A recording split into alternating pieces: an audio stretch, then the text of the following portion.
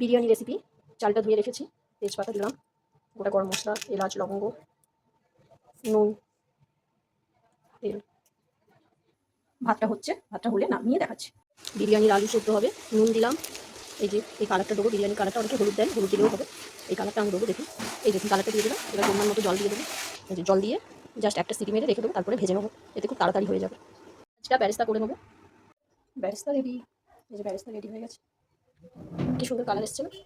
হ্যাঁ, এবার এটাকে তেলে ভেজে নেবো, সব সাদা তেলে। হ্যাঁ, আলু ভাজা হচ্ছে, ভাজার পর লুকটা দেখাচ্ছি। আলুটা ভাজা হয়ে গেছে, মাংসর মশলা রেডি হয়ে গেছে। এই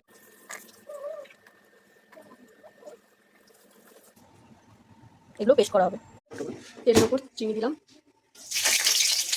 শুকনো লঙ্কা, পেঁয়াজটা দিলাম,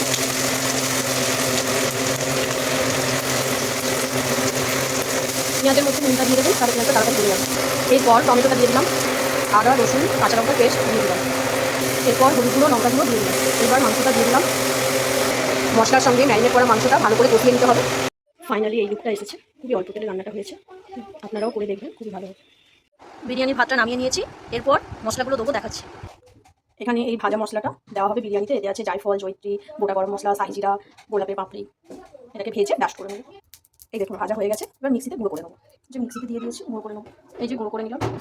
এই দেখুন বিরিয়ানির সব মশলা রেডি করে রেখেছি। এইটা পেঁয়াজের বেরেস্তা, এটা আলু, এইটা দুধের সঙ্গে চিনি আর মিঠা আতর, এটা গোটা গরম মশলা, এটা কালার, ডিম, মাংস। হাঁড়ি থেকে হাফ ভাত তুলে নিয়েছি, হাফ ভাতের মধ্যে ওই সব সাজাবো, দেখাচ্ছি। এই দেখুন ঘিটা দিয়ে দেওয়া হচ্ছে, ঘি দিয়ে দেওয়া হলো, যে মশলাটা দিয়ে দেওয়া হচ্ছে, পেঁয়াজ বেরেস্তা দেওয়া হচ্ছে,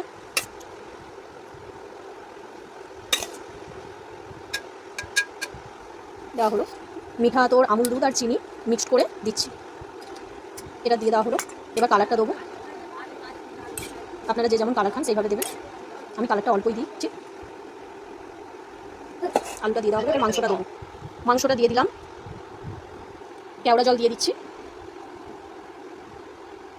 অল্প গোলাপ জল দিয়ে দিচ্ছি। এর ওপরে আবার ভাত দিয়ে দেবো। ভাত দিয়ে ওইভাবে ঘি দিয়ে যেমনভাবে সাজালাম, সব ভাতের ওপরে আবার সাজিয়ে দেবো। আবার সব কিছু দিয়ে মিশিয়ে নিলাম। এবার ফাইনালি লুকটা তোমাদের পরে দেখাচ্ছি। এই লুকটা এরকমই এসছে বিরিয়ানির। এই দেখুন বিরিয়ানির লুকটা ফাইনালি এরকম এসছে।